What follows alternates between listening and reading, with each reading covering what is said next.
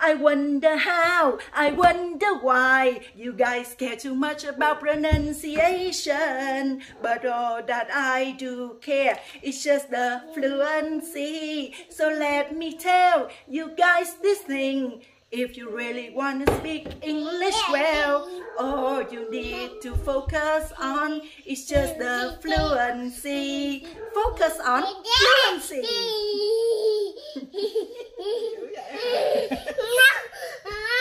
Ăn có một ổ bánh mì mà dư đường không?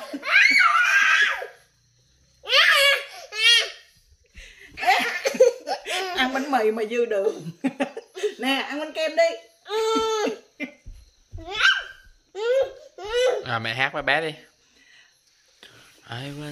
I wonder why, I wonder how, I wonder why. You guys care too much about pronunciation, but all that I do care is just the fluency. So let me tell you guys this thing. If you really want to speak English well, you just need to focus on the fluency. Focus on fluency.